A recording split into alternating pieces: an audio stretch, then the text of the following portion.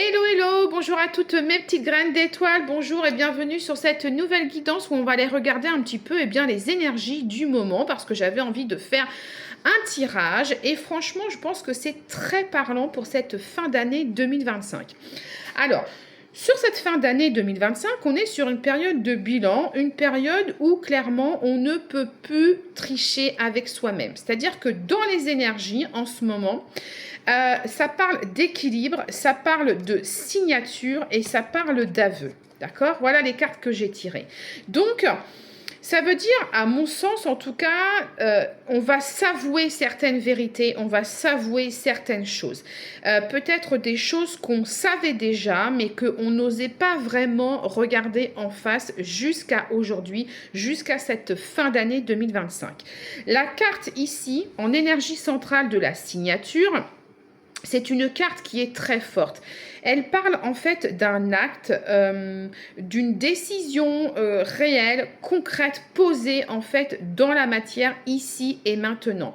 Pour moi, c'est quelque chose, c'est pas une intention que vous allez poser comme ça en l'air. C'est comme si sur cette fin d'année 2025, vous allez acter quelque chose pour l'année qui va suivre, c'est-à-dire pour 2026. Vous allez acté, il y a une prise de conscience, il y a un choix, il y a un engagement en fait que vous allez poser envers vous. Et cette signature, cet acte en fait, il va vous amener, en tout cas il est censé vous amener vers plus d'équilibre pour 2026. Ça ne me parle pas de performance, ça me parle de plus de justesse, plus de paix intérieure sur la nouvelle année qui va venir. Voyez?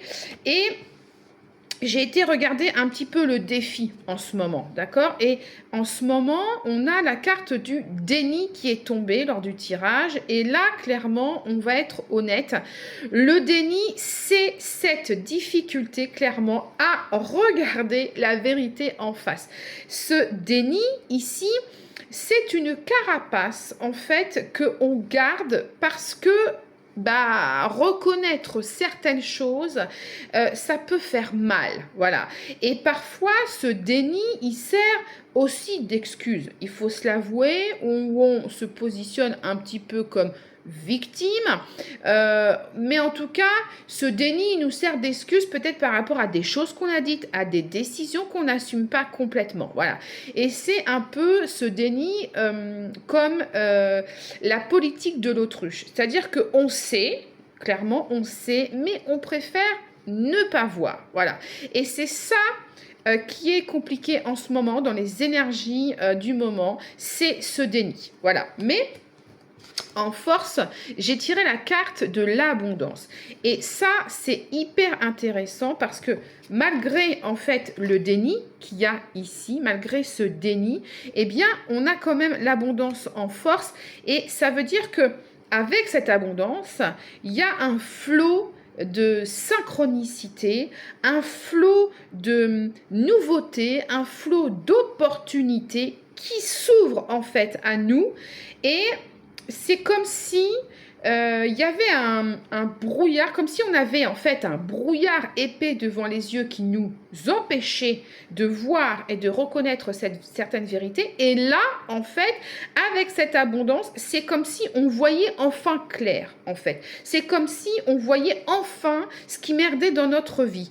L'abondance, ici, ne parle clairement pas d'argent. D'accord? L'abondance, ici, elle parle de votre capacité à reconnaître ce que vous avez déjà dans votre vie, en fait, et surtout, elle vous aide, et c'est pour ça qu'elle est en force, elle vous aide sur cette fin d'année à arrêter de penser que vous manquez de tout, que vous manquez d'argent, que vous manquez de chance, que vous manquez d'amour, d'amitié, en fait. La vraie force, je pense là sur les énergies du moment, sur cette fin d'année, c'est vraiment de prendre conscience ou en tout cas de reprendre conscience de toute cette richesse en fait qu'on a déjà autour de nous.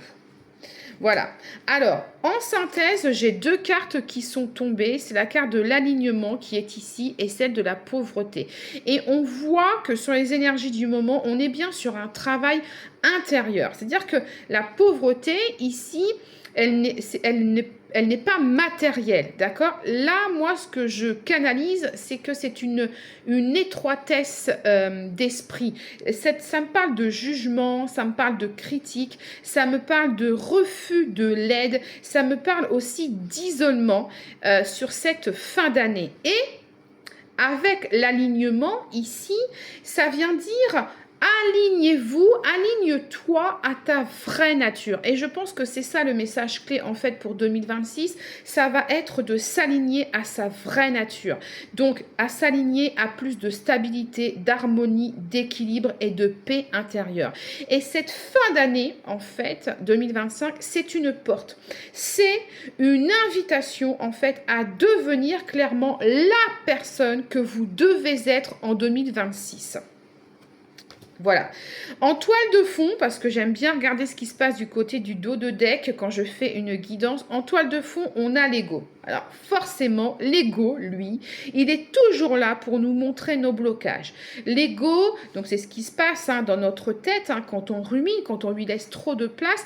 L'ego, il est là pour nous montrer donc nos blocages, nos peurs, nos doutes, nos croyances limitantes, notre besoin de tout contrôler.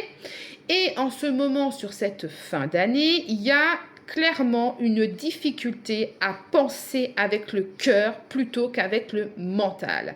Et la vraie question que je vous pose aujourd'hui, est-ce que pour 2026, vous choisissez encore l'ego ou est-ce que vous choisissez de vous aligner ?